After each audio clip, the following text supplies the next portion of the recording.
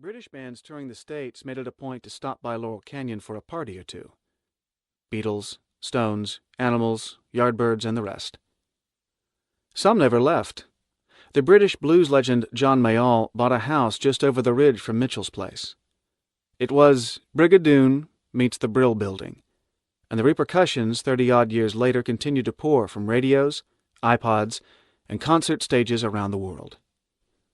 During Laurel Canyon's golden era, the musicians who lived and worked there scored dozens of landmark hits from Sweet, Judy Blue Eyes, to California Dreamin', to My Opening Farewell, to It's Too Late, while selling tens of millions of records and resetting the thermostat of pop culture worldwide. Besides Mitchell, Crosby, Stills, King, Mayall, and the Mamas and the Papas, Canyonites, permanent and transient, included Frank Zappa, Jackson Browne, Chris Hillman, Roger McGuinn of the Byrds, Glenn Frey and Don Henley of the Eagles, Love's Arthur Lee, the songwriter Jimmy Webb, Judy Collins, Nick St. Nicholas of Steppenwolf, Mickey Dolenz of the Monkees, Mark Volman of the Turtles, John Densmore, and Robbie Krieger of the Doors.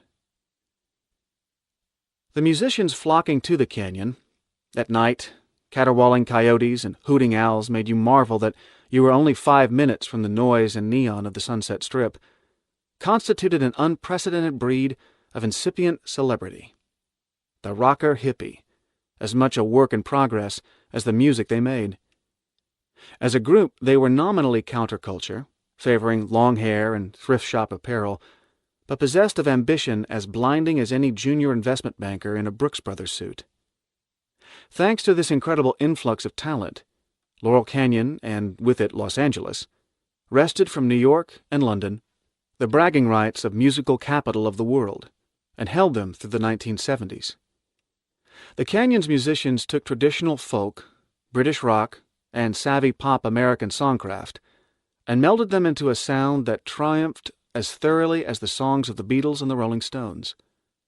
All of this happened without the ocean of hype that launched San Francisco's great Paisley coming out party during 1967's fabled Summer of Love.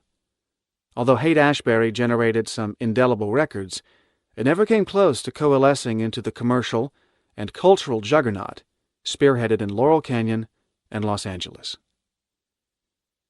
I felt I had reached nirvana, Graham Nash told me. I was in love with Joni, we were living together in Laurel Canyon, I had this new relationship with David and Stephen, and it was producing music that was thrilling me to death. To be part of this boiling pot of music 12 hours a day, every day, it was an amazing scene. Recall Jackson Browne, who lived at the time in the laundry room of the music impresario Billy James's Laurel Canyon home. There was amazing tribal life. There were houses supported by record companies, groups living with an account at the health food store. Ron Stone, Mitchell's former manager, has a clear memory of driving his Alfa Romeo up Laurel Canyon Boulevard and hearing song after song from Sgt. Pepper wafting down from the cabins and bungalows all the way home. It was a magical time, he says. Laurel Canyon has always attracted blithe, free-spirited celebrities. Over the years, Mary Astor, Tom Mix, Natalie Wood, Orson Welles, and David Niven had lived there. But it never acquired the cachet of Beverly Hills, perhaps because its famous tended to cohabit with infamy.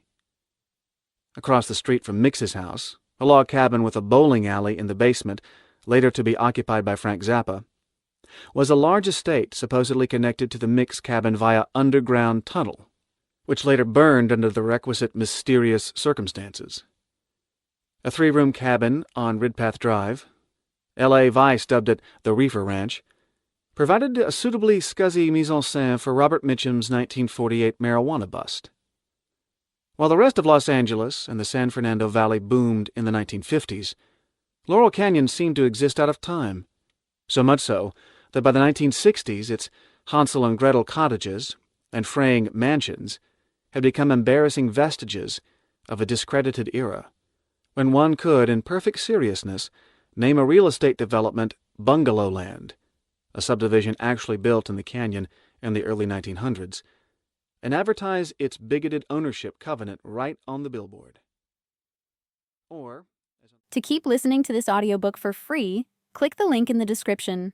It will take you to a free Audible trial where you can listen to this and many other books for free for 30 days.